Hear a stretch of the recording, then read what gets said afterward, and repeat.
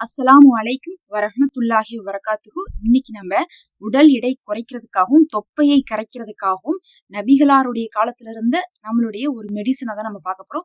வீட்டுல இருக்கக்கூடிய ஒரு பொருள் தான், எல்லாராலையுமே செய்ய முடியக்கூடிய ஒரு விஷயம்தான். நமக்கு பாத்தீங்கன்னா சுண்ணாக்களின் மூலமாகவும் நபி அவர்கள் உடலை எப்படி கரெக்டா வச்சுக்கணும் அப்படிங்கறதை காமிச்சிருக்காங்க. அதே மாதிரி மருத்துவ ரீதியாகவும் காமிச்சிருக்காங்க. அதுலயும் அப்ப இருந்த அரபு மருத்துவங்கள்லாம் பாத்தீங்கன்னா இன்னும் இன்னைக்கு நவீன உலகம் கண்டுபிடிச்சது அப்பயே கண்டுபிடிச்சு வச்சிருந்தாங்க. அதுலயும் திப் அப்படின்னு சொல்லக்கூடிய மொழியில அல் நபவி அப்படிங்கக்கூடிய நூல்ல ஆக்சிமல் அப்படின்னு சொல்லக்கூடிய ஒரு தெரப்பி சொல்லியிருக்காங்க. அது என்ன அப்படிங்கறதையும் நம்ம பார்க்கலாம். முதல்ல நபி அவர்களுடைய ஒரு 2-3 சுண்ணத்துகள், இதை நீங்க ஃபாலோ பண்றீங்களான்னு பாருங்க. ஏன்னா இது உங்களுடைய உடல் எடையை குறைக்கிறதுக்கும் தொப்பையை கரைக்கிறதுக்கும் ரொம்ப முக்கியமா இருக்கு. அதுல ஒண்ணுதான் என்னன்னு பாத்தீங்கன்னா, நபி அவர்கள் சொன்னாங்க, நம்மளுடைய வயிற்ற 3 பங்கா பிரிச்சோம்னா 1 பங்கு சாப்பாடு இருக்கணும், 1 பங்கு தண்ணி இருக்கணும், 1 பங்கு காலியா இருக்கணும்னு சொன்னாங்க. அப்ப நம்ம வயிறு முட்டை சாப்பிட்டுட்டு ஒரு முடக்கு தண்ணி குடிச்சிட்டு இருந்தா நம்மளுடைய உடல் எடை என்ன ஆகாது? குறையாது, தொப்பை குறையாது. அப்ப சாப்பாடு அப்படிங்கிறது 1 பங்கு தான் சாப்பிடணும். 1 பங்கு தண்ணிக்கும் 1 பங்கு காத்தோட்டமா காலியா நம்ம விடுவதுதான் நம்மளுடைய உடலுக்கு சரி அப்படின்னு இருக்காங்க. நம்மளுடைய சாப்பாடு ஏதோ நம்ம சாப்பிட்டாதான் உயிர் வாழ்றோங்கிற மாதிரி நம்ம நிறைய சாப்பிட்டுக்கிட்டே இருக்கிறோம். ஒவ்வொரு நேரமும் பார்த்தா வயிறு நிறைய அளவுக்கு புடைக்கிற அளவுக்கு சாப்பிடுறோம். ஆனா சஹர் நேரத்துல கூட நபி அவர்கள் என்ன பண்ணாங்க? குறைந்த உணவை தான் எடுத்தாங்க. நோன்பு வைக்கும் போதே குறைந்த உணவை தான் எடுத்திருக்காங்கன்னா, அது இல்லாம மத்த நேரங்கள்லயே அவர்கள் 1 பங்கு தான் சாப்பிட்டு இருக்காங்கன்னா யோசிச்சுக்கோங்க. சாப்பாடு அப்படிங்கிறது நம்ம அளவா சாப்பிடணுங்கிறதுமே முக்கியமான விஷயம். 2வது, சாப்பிடும் போது நம்ம கை இருக்குல்ல, நீங்க உங்களுடைய ரைட் ஹேண்டை விரிச்சு பாருங்க. நடுப்பகுதி இருக்குல்ல, அந்த நடுப்பகுதியில எல்லாம் நம்ம சாப்பாடே படக்கூடாதுன்னு சொல்லப்படுது.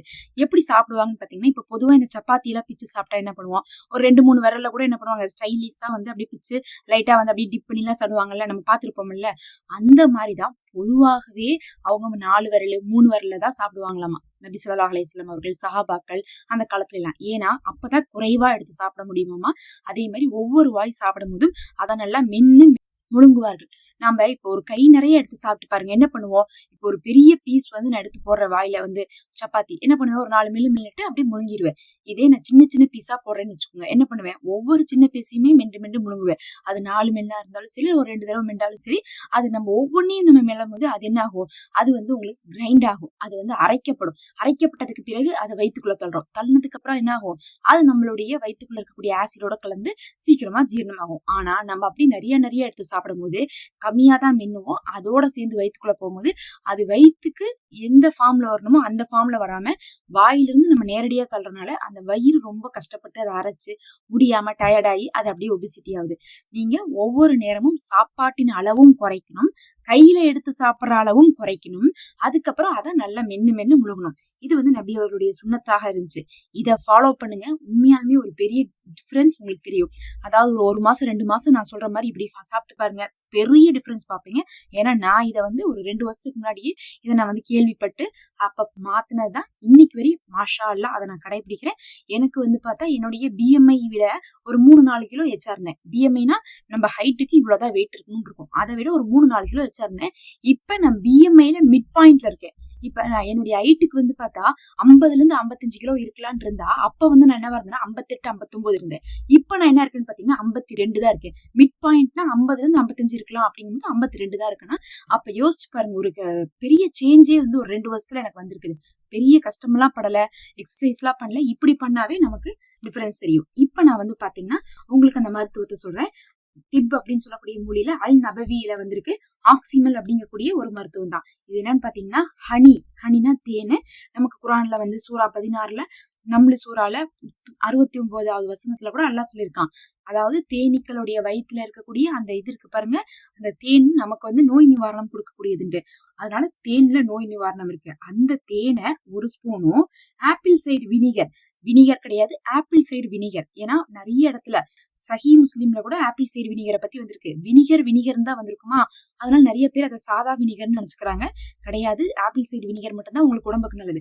அந்த வினிகர் 1 ஸ்பூனும். இது ரெண்டையும் நீங்க என்ன பண்ணுங்க, 1 கிளாஸ் தண்ணியில கலந்துட்டு குடிச்சுக்கோங்க. எப்ப? வெறும் வயிற்றுல காலையில கொஞ்சம் வெதுவெதுப்பான தண்ணியா இருந்தா ரொம்ப சிறப்பா இருக்கும். அதுலயே கலந்துக்கோங்க. வெதுவெதுப்பான தண்ணியில கலந்து குடிங்க.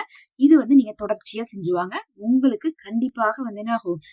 இதை செய்யக்கூடிய அதே நேரத்துல இன்னொரு ரெமெடி, அதாவது இதை நீங்க டெய்லி காலையில நேரமா தூங்கி எந்திரிச்சதுக்கு அப்புறமே குடிச்சிட்டு அதுக்கப்புறம் நீங்க என்ன பண்ணிக்கலாம், 1 ஹவர் கழிச்சு நீங்க டிஃபன் சாப்பிட்டுக்கலாம். அதுக்கப்புறம் இப்ப நான் சொல்றது இருக்குது பாருங்க, கருஞ்சீரகம் பிளஸ் இஞ்சி. இஞ்சி அப்படிங்கறது நல்லா நசுக்கி எடுத்துக்கோங்க 1 ஸ்பூனு. கருஞ்சீரகம் வந்து 1/2 ஸ்பூன் எடுத்துக்கோங்க. இது ரெண்டையும் ஒரு கிளாஸ் தண்ணியில கொதிக்க வச்சு வடிகட்டிக்கோங்க. ரொம்ப நேரம் கொதிக்க வேணும்னு அவசியம் இல்ல. கொஞ்சம் எசன்ஸ் எல்லாம் இறங்கணுமே வடிகட்டிக்கோங்க.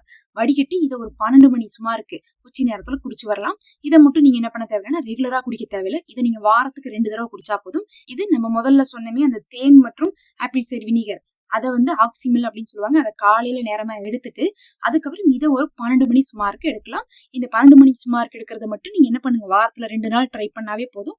காரணம் என்னன்னா, கருஞ்சீரகம் அப்படிங்கிறது நம்ம வந்து அதிகமா எடுக்கக்கூடாது. நமக்கு வந்து கொஞ்சம் வீக்னஸ் கொடுக்கும். அதனாலதான் நம்ம வந்து வாரத்துல 2 நாள்னு சொல்றோம். இன்ஷா அல்லாஹ் இதை ட்ரை பண்ணி பாருங்க.